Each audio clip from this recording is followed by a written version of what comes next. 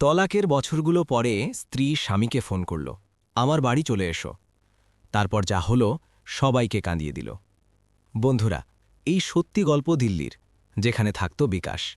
দিল্লির একটা বড় কর্পোরেট এলাকায় অবস্থিত একটা আলিশান সোসাইটির ৭ম তলায় বিকাশের ফ্ল্যাট ছিল। বাইরে থেকে দেখলে তার জীবন একদম পারফেক্ট লাগত। দামি গাড়ি, শানদার চাকরি, স্টাইলিশ জামাকাপড় আর এমন একটা রুতবা যাকে দেখে লোকে বলতো কপালবান।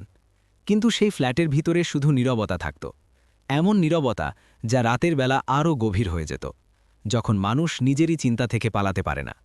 সেই সন্ধ্যাতেও বিকাশ রোজকার মতো অফিস থেকে ফিরল, টাই আলগা করল, মোবাইল টেবিলে ছড়ে ফেলল, আর ক্লান্ত শরীর নিয়ে সোফায় বসে পড়ল। সারাদিন মিটিং, টার্গেট আর বসের কড়া আওয়াজ তাকে ভিতর থেকে ভেঙে দিয়েছিল। সে চোখ বন্ধ করতেই মোবাইলের স্ক্রিন জ্বলে উঠল। ফোন বাজছে। বিকাশ বিনা দেখে ফোনটা উল্টে দিল। কারু সঙ্গে কথা বলার মন ছিল না, কিন্তু কয়েক সেকেন্ড পর আবার ফোন বাজল। এবার সে বিরক্ত হয়ে স্ক্রিনের দিকে তাকাল, আর ঠিক সেই মুহূর্তে তার হৃদয় জোরে ধক করে উঠল। স্ক্রিনে নাম লেখা ছিল নেহা।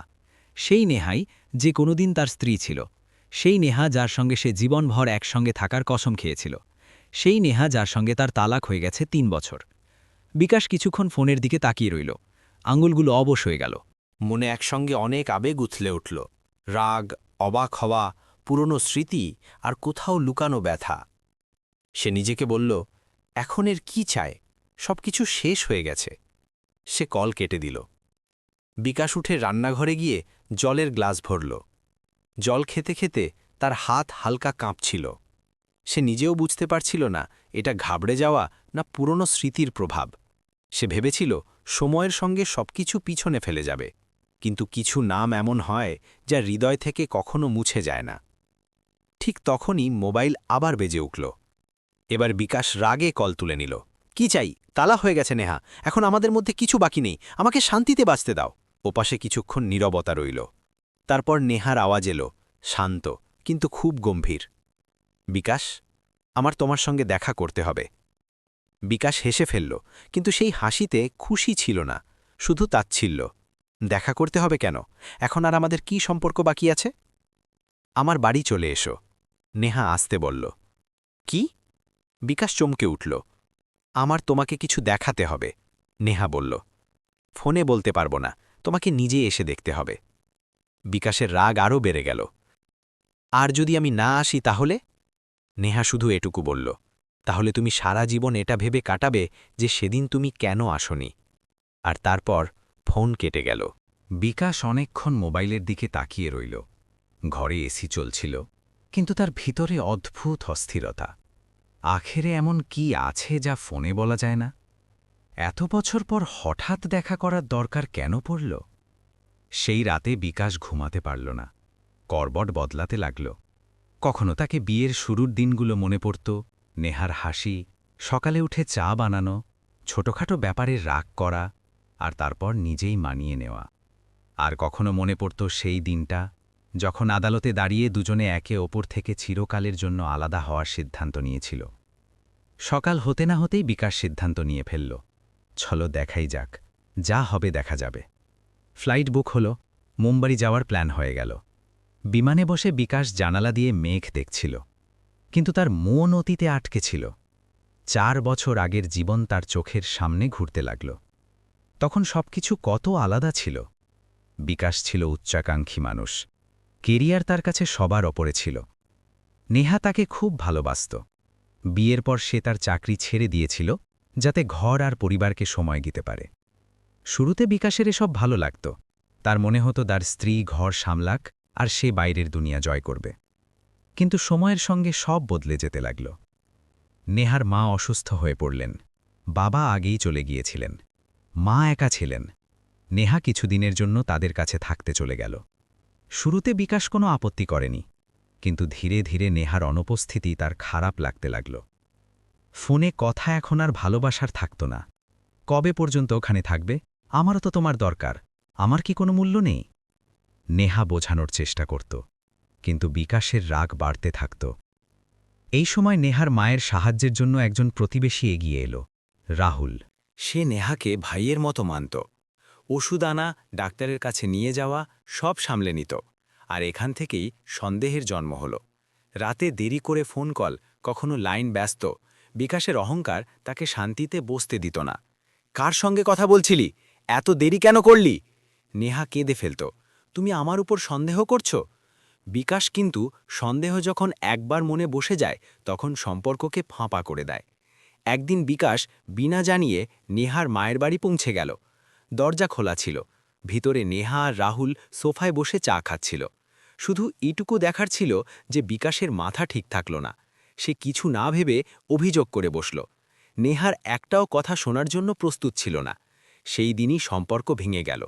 তারপর তালাক শুধু একটা আনুষ্ঠানিকতা নয়ে গেল। ফ্লাইট ল্যান্ড করল।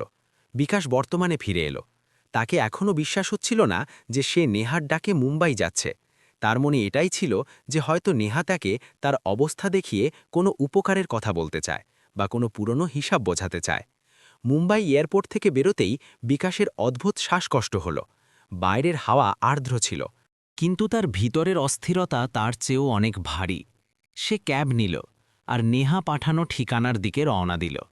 পথে তার মাথায় প্রশ্ন ঘুরছিল, আখেরে এমন কি আছে যা নেহা ফোনে বলতে পারেনি? এত বছর পর হঠাৎ দেখা করার কি দরকার? কোথাও এসব তাকে ছোট করার জন্য তো নয়। ক্যাব যত এগোতে লাগল শহরের ঝকঝকে ভাব পিছনে ফেলে যেতে লাগল। পোষ এলাকার পর আবাসিক রাস্তা এলো, তারপর একটা শান্ত এলাকা। ক্যাব একটা বড় গেটের সামনে থামল। বিকাশ বাইরে তাকালো। তার চোখ কপালে উঠল। সামনে ৩ তলা বাংলো ছিল।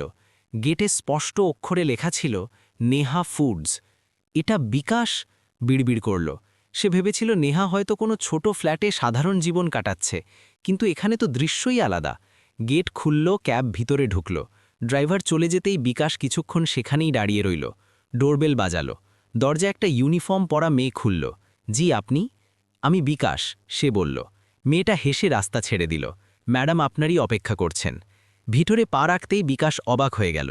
সামনে একটা বড় হল ছিল, কিন্তু সেটা ড্রয়িং রুমের মতো নয়, বরং কোনো অফিস বা রান্নাঘরের মতো লাগছিল। অনেক মহিলা তাড়াতাড়ি কাজ করছিল। কেউ সবজি কাটছে, কেউ রুটি বেলছে, কেউ বড় বড় পাত্রে রান্না করছে। চারদিকে পরিচ্ছন্নতা, শৃঙ্খলা আর এক অদ্ভুত শক্তি। মশলার সুগন্ধ হাওয়ায় ভাসছিল। এসব কি? বিকাশের মুখ থেকে নিজে থেকেই বেরিয়ে গেল। ঠিক তখনই সামনে থেকে নেহা এলো। নীল শাড়ি, সাধারণ মেকআপ, অ্যাপ্রন পরা, মুখে আত্মবিশ্বাস। সে সেই নেহাই ছিল, কিন্তু তবু নয়। এই নেহার চোখে বাধ্যবাধকতা নেই, শক্তি আছে। এসে গেছ? সে সহজ স্বরে বলল। হ্যাঁ, কিন্তু এসব? বসো। নেহা চেয়ারের দিকে ইশারা করল। সব বুঝতে পারবে। বিকাশ বসে পড়ল। তার মাথা দ্রুত কাজ করছিল।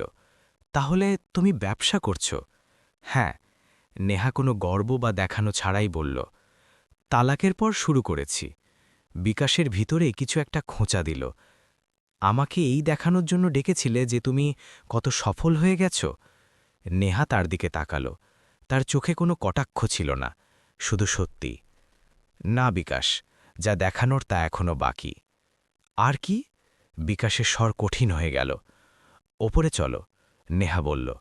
সিঁড়ি ভেঙে ওঠার সময় বিকাশের হৃদয় জোরে জোরে ধকধক করছিল। প্রতি সিঁড়ির সঙ্গে তার অস্থিরতা বাড়ছিল। দোতলা একটা ঘরের সামনে নেহা থামল। ভিতরে যাওয়ার আগে একটা প্রশ্ন। নেহা বলল, তুমি তোমার মায়ের সঙ্গে শেষ কবে কথা বলেছ? বিকাশ চুপ হয়ে গেল। তার মনে পড়ছিল না। হয়তো মাসখানেক হয়ে গেছে। ব্যস্ত থাকি, সে বাঁচার জন্য বলল। নেহা দরজা খুলে দিল।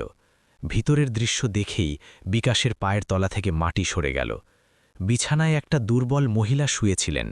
ঝুলে যাওয়া মুখ, ধসা চোখ, পাশে ওষুধের স্তূপ আর গ্লুকোজের বোতল। সেই মুখ যাকে বিকাশ জন্ম থেকে দেখে এসেছে। মা। তার মুখ থেকে শুধু এটুকু বেরোল। সরিতা দেবী হাসতে চোখ খুললেন। ছেলেকে সামনে দেখে তার চোখে প্রথমে চমক দেখা গেল, তারপর চোখে পড়ল অশ্রুরাজ।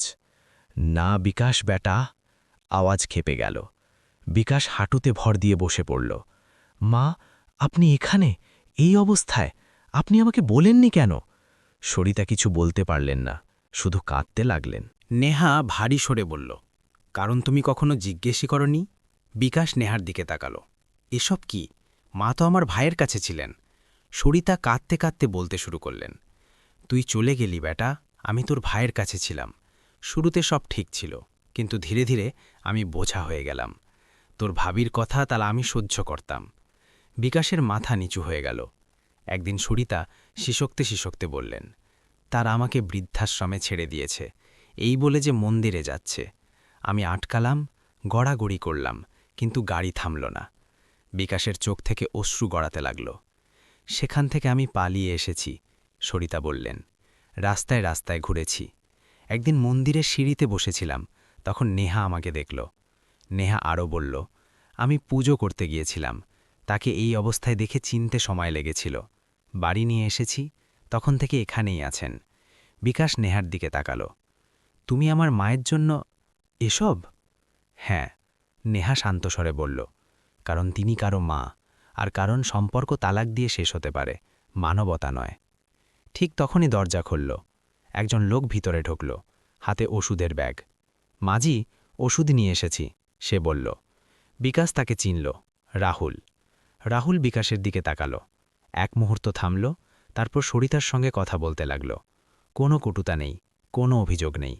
বিকাশের মাথা লজ্জায় নিচু হয়ে গেল। আমি খুব বড় পাপ করেছি, সে বলল। সন্দেহ করেছি, অভিযোগ করেছি, মাকে একা ছেড়ে দিয়েছি। সরিতা আসতে বললেন, এখন বুঝতে পেরেছিস বেটা? নেহা শুধু এইটুকু বলল, আমি তোমাকে ডেকেছিলাম যাতে তুমি সত্যিটা দেখতে পাও। সিদ্ধান্ত তোমার। সেই রাতে বিকাশ হোটেলের ঘরে বসে অনেকক্ষণ ভাবল। যা সে হারিয়েছে তার মূল্য এখন বুঝতে পারছে। টাকা, পদ, খ্যাতি সব বাজে লাগতে লাগল। সকালের হালকা রোদ হোটেলের পর্দা ভেদ করে ঘরে ছড়িয়ে পড়ছিল। কিন্তু বিকাশের চোখে ঘুম ছিল না। সারা রাত সে করবট বদলেছে। কখনো মায়ের কাপা মুখ সামনে এসেছে, কখনো নেহার শান্ত কিন্তু কঠিন আওয়াজ। আমি তোমাকে ছোট করার জন্য ডাকিনি, শুধু সত্যি দেখানোর জন্য। তার মনে হচ্ছিল যেন তার পুরো জীবনের স্তরগুলো একে একে উঠে যাচ্ছে। বিকাশ উঠে বাথরুমে গেল, আয়নায় নিজেকে দেখল। সেই মুখ, সেই স্যুট, সেই দামি ঘড়ি, কিন্তু চোখে কিছু ভেঙে গেছে। সে প্রথমবার অনুভব করল যে সে জিততে জিততে কত কিছু হেরে গেছে। সে মোবাইল তুলল, মায়ের নম্বর দেখল, তারপর নেহার। কিছুক্ষণ ইতস্তত করল, তারপর নেহাকে মেসেজ লিখল, আমি আসছি। যখন সে নেহার বাড়ি পৌঁছাল, রান্নাঘরে সেই চাঞ্চল্য ছিল। মহিলারা কাজে ব্যস্ত, টিফিন প্যাক হচ্ছিল, কিন্তু আজ বিকাশের চোখ সেসবের উপর ছিল না। সে সোজা উপরের ঘরের দিকে এগোল। মা বিছানায় শুয়েছিলেন। নেহা পাশেই বসে তাকে স্যুপ খাওয়াচ্ছিল। বিকাশকে দেখে মায়ের চোখে জল এলো। এসে গেছিস বেটা? তার আওয়াজে অবাক আর আশা দুটোই ছিল। বিকাশ চুপচাপ তার কাছে বসে পড়ল। সে প্রথমবার মন দিয়ে মায়ের হাত দেখল। শুকনো শিরা উঁচু হয়ে আছে, কাঁপছে। সে সেই হাত নিজের হাতে নিল। মাফ করে দাও মা, শুধু এইটুকু বলতে পারল। সরিতা দেবী তার মাথায় হাত বুলিয়ে দিলেন। এখন বলে কি হবে বেটা, সময় অনেক পিছনে চলে গেছে। বিকাশের চোখ থেকে অশ্রু গড়াতে লাগল। নেহা চুপচাপ উঠে বাইরে চলে গেল, যেন তিনি মা ছেলের এই মুহূর্তের দরকার বুঝে গেছেন। সেই দিন বিকাশ অনেকক্ষণ সেখানেই বসে রইল। কখনো মাকে জল খাওয়াচ্ছে, কখনো বালিশ ঠিক করছে। তার অনুভূতি হচ্ছিল এই সেই কাজ যার জন্য সে কখনো সময় বের করেনি। সন্ধ্যায় নেহা উপরে এলো। তুমি চাইলে মাকে নিজের সঙ্গে নিয়ে যেতে পারো, সে সমতল স্বরে বলল। আমি আটকাব না। বিকাশ মাথা নাড়ল। না, তার আওয়াজ ভারী হয়ে গেল। মা এখানেই ভালো আছেন, এখানে তারা আপনজন পেয়েছেন যা আমি দিতে পারিনি। নেহা তার দিকে তাকাল। প্রথমবার তার চোখে কিছু বদলে যাওয়া লাগল। তাহলে তুমি কি চাও? বিকাশ গভীর শ্বাস নিল। আমি শুধু এখানে থেকে মায়ের সেবা করতে চাই, কিছুদিন, যদি তুমি অনুমতি দাও। নেহা কিছুক্ষণ চুপ রইল, তারপর বলল, এই বাড়ি কোনো উপকারের জায়গা নয়, থাকতে চাইলে ছেলের মতো থাকবে। মেহমানের মতো নয়। মঞ্জুর। বিকাশ তৎক্ষণাৎ বলল। পরের দিন থেকে বিকাশের দৈনন্দিন জীবন বদলে গেল। সকালে তাড়াতাড়ি ওঠা, মায়ের ওষুধ সময় মতো দেওয়া, তার জন্য নাস্তা বানানো। শুরুতে সে অদ্ভুত লাগত। তার অভ্যেস ছিল না কারোর জন্য নত হওয়ার, কিন্তু যতবার মা হাসতেন তার ভিতরে কিছু গলে যেত। একদিন রান্নাঘরে জলের মোটর খারাপ হয়ে গেল, কাজ থেমে গেল। নেহা চিন্তায় পড়ে গেল। আজ অর্ডার লেট হয়ে যাবে, সে বলল। বিকাশ কিছু না ভেবে বলল, আমি দেখছি। সে শার্ট খুলল, যন্ত্রপাতি তুলে নিল আর মোটর ঠিক করতে লেগে গেল। 2 ঘন্টা পর হাত নোংলা, জামাকাপড় খারাপ, কিন্তু জল আবার বইতে শুরু করল। রান্নাঘরে করতালি বাজল না, কিন্তু নেহার দৃষ্টি কিছুক্ষণ তার মুখে থেমে রইল। তুমি এসব কেন করছো? সে জিজ্ঞেস করল। বিকাশ ক্লান্ত স্বরে বলল, কারণ দেরি হলেও এখন বুঝতে পারছি যে সম্পর্ক কথায় নয়, কাজে নিবৃত হয়। সেই সন্ধ্যায় রাহুল এলো, হাতে ফল আর ওষুধ ছিল। বিকাশকে দেখে সে এক মুহূর্ত থামল। ঘরে হালকা নীরবতা নেমে এলো। রাহুল। বিকাশ নিজে থেকে এগিয়ে গেল। আমার থেকে খুব বড় ভুল হয়ে গিয়েছিল। রাহুল কিছু বলল না। আমি তোমার আর নেহার উপর সন্দেহ করেছি। বিকাশের আওয়াজ কাঁপছিল। সত্যি না জেনে অভিযোগ করেছি। যদি সম্ভব হয় তাহলে আমাকে মাফ করে দাও। রাহুল গভীর শ্বাস নিল। ভুল স্বীকার করাটাই অনেক, সে বলল, বাকিটা ওপরবালা দেখে। সেই রাতে নেহা প্রথমবার বিকাশের জন্য চা বানাল। শুধু চা, কোনো কথা নয়। কিন্তু সেই ছোট চায়ে বছরগুলোর নীরবতা মিশেছিল। দিন কাটতে লাগল। বিকাশ অফিস থেকে লম্বা ছুটি নিল। সে রোজ মায়ের দেখাশোনা করত, বাড়ির ছোটখাটো কাজ সামলাত। ধীরে ধীরে মায়ের অবস্থায়ও সামান্য উন্নতি দেখা যেতে লাগল। তার চোখে ভয় কম আর শান্তি বেশি দেখা যেত। এক সন্ধ্যায় মা নেহার হাত ধরে ফেলল। বেটি, তিনি বললেন, যদি এ সত্যিই বদলে গিয়ে থাকে তাহলে এটাকে সারা জীবনের শিক্ষা বানাও। নেহার চোখ ভিজে এলো। আমি কখনো প্রতিশোধ চাইনি মাজি, সে বলল, শুধু সম্মান চেয়েছি। সেই রাতে বিকাশ আর নেহা মুখোমুখি বসল। প্রথমবার রাগ ছাড়া, অভিযোগ ছাড়া। আমি জানি, বিকাশ বলল, যা ভেঙেছে তা জোড়া সহজ নয়, কিন্তু যদি একটা ছোট্ট সুযোগ, শুধু চেষ্টা করার। নেহা তাকে মাঝপথে থামাল। সুযোগ মাঙা হয় না বিকাশ, সে বলল, সুযোগ দেওয়া হয়, আর তা তখনই মেলে যখন মানুষ নিজেকে বদলে ফেলে। বিকাশ চুপ করে রইল। সে বুঝে গিয়েছিল যে পথ এখনও লম্বা। পরের দিন সে তার অফিসে মুম্বাইয়ের জন্য ট্রান্সফারের আবেদন করল। যখন মেল পাঠাল, তার মুখে অদ্ভুত শান্তি ছিল। প্রথমবার সে ক্যারিয়ারের আগে সম্পর্ক বেছে নিয়েছিল। নেহার যখন জানা হলো, সে কিছু বলল না, কিন্তু সেই রাতে সে বিকাশের জন্য নিজে খাবার পরিবেশন করল। এটা কোনো ঘোষণা ছিল না, কোনো প্রতিশ্রুতি ছিল না, শুধু একটা ইঙ্গিত যে হয়তো ভাঙা সম্পর্কেও নতুন শুরুর সম্ভাবনা থেকে যায়। কিন্তু আসল পরীক্ষা এখনও বাকি ছিল, কারণ বদলানো সহজ নয়, আর বিশ্বাস ফিরে পাওয়া তার চেয়েও কঠিন। পরের সকালে বাড়িতে একটা আলাদা শান্তি ছিল, যেন গত দিনগুলোর ভারী ভাব ধীরে ধীরে দেয়াল থেকে নেমে যাচ্ছে। মা সরিতার অবস্থা আগের চেয়ে ভালো লাগছিল। তার শ্বাস একটু স্থির ছিল, মুখে ক্লান্তি থাকলেও চোখে ভয় ছিল না। বিকাশ তার কাছে বসেছিল, খবরের কাগজ পড়ে শোনাচ্ছিল। সেই খবরের কাগজ যা সে আগে শুধু টেবিলে ফেলে রাখত। আজ প্রতিটি শব্দের সঙ্গে তার মনে হচ্ছিল যে সময় কত মূল্যবান আর কত নিষ্ঠুরও যখন হাত থেকে বেরিয়ে যায়। নেহা রান্নাঘরে ছিল, অর্ডারের লিস্ট দেখছিল, টিমকে নির্দেশ দিচ্ছিল। সে এখনও তার কাজে পুরোপুরি ডুবেছিল, না কোনো দেখানো, না কোনো প্রত্যাশা। বিকাশ লক্ষ্য করল যে নেহা তাকে কোথাও বাধা দেওয়ার চেষ্টা করেনি, না আশা প্রকাশ করেছে, না প্রতিশ্রুতি চেয়েছে। এটাই তার সবচেয়ে বড় শক্তি ছিল, আত্মসম্মান। দুপুরে ডাক্তার এলেন, পরীক্ষা করে বললেন, এখন অবস্থা স্থির, কিন্তু নিয়মিত যত্ন দরকার। বিকাশ বিনা দেরি করে ওষুধের সময়সূচি তার ফোনে সেট করল। মা দেখলেন, হাসলেন। এখন মনে থাকবে? বিকাশ মাথা নিচু করে বলল, এখন ভুলে যাওয়ার অনুমতি নেই মা। সেই সন্ধ্যায় বিকাশের অফিস থেকে ফোন এলো। ট্রান্সফারের আবেদন নিয়ে আলোচনা ছিল। আগে সে এমন ফোনকে অগ্রাধিকার দিত। আজ সে শান্তিতে শুনল আর স্পষ্ট বলল, হ্যাঁ, মুম্বাইয়ে চাই। ফোন রেখে তার অদ্ভুত হালকা লাগল, যেন কোনো বোঝা নেমে গেছে। রাতে নেহা চা রাখল। দুজনে জানালার কাছে বসল। বাইরে শহরের আলো ঝকঝক করছিল। কিছুক্ষণ নীরবতা রইল। সেই নীরবতা যা আগে খোঁচা দিত, আজ শান্তি দিচ্ছিল। বিকাশ আসতে বলল, আমি জানি, বিশ্বাস ভাঙা কাচের মতো, জোড়া লাগালেও দাগ থেকে যায়। নেহা তার দিকে তাকালো। দাগ থাকা উচিত, সে বলল, যাতে ভুলে না যায় যে চোট কোথায় লেগেছিল। দিন কাটতে লাগল। বিকাশের ছুটি শেষ হওয়ার মুখে, কিন্তু তার মন আর কোথাও যাচ্ছিল না। সে রোজ আসত, অনেকক্ষণ থাকত, মায়ের সঙ্গে সময় কাটাত, নেহার কাজে হাত বাড়াত, কখনো সবজি নামাতো, কখনো প্যাকিংয়ে সাহায্য করত। টিমও তাকে গ্রহণ করে নিয়েছিল, কারণ সে এখন আর ম্যাডামের এক্স হাজব্যান্ড নয়, একজন দায়িত্বশীল মানুষ হয়ে উঠছে। এক সন্ধ্যায় রাহুল এলো, হাতে কিছু ফাইল ছিল। এগুলো নতুন কন্ট্রাক্টের কাগজ, সে নেহাকে বলল। বিকাশ এগিয়ে গিয়ে বলল, যদি ঠিক লাগে তাহলে আমি পড়ে পরামর্শ দিয়ে দিই। রাহুল এক মুহূর্ত তাকে দেখল, তারপর হেসে দিল। অবশ্যই বিকাশ ফাইল দেখল, কিছু বাস্তবসম্মত পরামর্শ দিল। নেহা মন দিয়ে শুনল। এটা প্রথমবার যখন তারা একে অপরকে সমানভাবে শুনল, না স্বামী স্ত্রী, না এক্স, শুধু দুজন মানুষ। মায়ের অবস্থায় ক্রমাগত উন্নতি হচ্ছিল।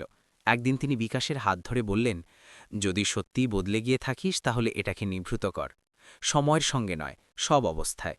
বিকাশের চোখ ভিজে এলো। এবার পালাবো না। কিছুদিন পর বিকাশের ট্রান্সফার নিশ্চিত হয়ে গেল। সে তার দিল্লির ফ্ল্যাট ভাড়া দিয়ে দিল। জিনিসপত্র শিফট হতে লাগল। নেহা কিছু বলল না, শুধু দেখল। সে জানত আসল বদল সিদ্ধান্তে দেখা যায়, কথায় নয়। এক রাতে মা নেহাকে ডাকলেন। বেটি, তিনি বললেন, আমি অনেক কিছু দেখেছি। মানুষ ভুল করে, কিন্তু যে স্বীকার করে আর সংশোধন করে সেই বড় হয়। যদি তোমার মন অনুমতি দেয় তাহলে পরের পথ ভাবো। নেহার চোখ ভিজে গেল। মাঝি মন্তংশ বিশ্বাস করে না, মোনাও না। মা বললেন, শুধু সত্যির পথে চলো। পরের সকালে বিকাশ নেহাকে বলল, আমি কোনো সিদ্ধান্তের চাপ দেব না। যদি তোমার মনে হয় যে একসঙ্গে চলতে পারো তাহলে ঠিক আছে, না মনে হলে তাও তোমার সম্মান, আমার কাছে সবার উপরে থাকবে। নেহা প্রথমবার গভীর শ্বাস নিল, যেন কোনো গিট খুলে গেল। এই কথাটা আগে বললে? সে বলল। কয়েক সপ্তাহ পর মা প্রথমবার হুইল চেয়ার ছেড়ে দুটো পা চললেন। সবার চোখে খুশি ছিল। নেহা মিষ্টি বিতরণ করল। রাহুল হেসে বলল, আজ তো পার্টি হওয়া উচিত। বিকাশ মায়ের পায়ে হাত দিয়ে বলল, আপনি আমাকে দ্বিতীয় জীবন দিয়েছেন। এক সন্ধ্যায় হালকা বৃষ্টি হচ্ছিল। নেহা ছাদে দাঁড়িয়েছিল। বিকাশ কাছে এলো। একটা প্রশ্ন করব? করো। যদি আমরা আবার শুরু করি তাহলে কি এটা আগের মতো হবে? নেহা আকাশের দিকে তাকাল। না, সে বলল, আর হওয়া উচিতও নয়। এটা আরও ভালো হওয়া উচিত, সমতা, বিশ্বাস আর স্বাধীনতার সঙ্গে। বিকাশ মাথা নাড়ল। মঞ্জুর। কিছুদিন পর সরলতার সঙ্গে দুজনে একটা ছোট অনুষ্ঠান করল। কোনো দেখানো নেই, কোনো ভিড় নেই। মা হাত তুলে আশীর্বাদ করলেন। রাহুল পরিবারের মতো পাশে দাঁড়িয়েছিল। নেহার টিমও এসেছিল। তাদের কাছে এটা শুধু বিয়ে নয়, বিশ্বাসের জয় ছিল। নতুন শুরু সহজ ছিল না। মতভেদ আবার এলো, কিন্তু এবার কথাই মিটে গেল। বিকাশ কাজ আর ঘরের মধ্যে ভারসাম্য শিখল।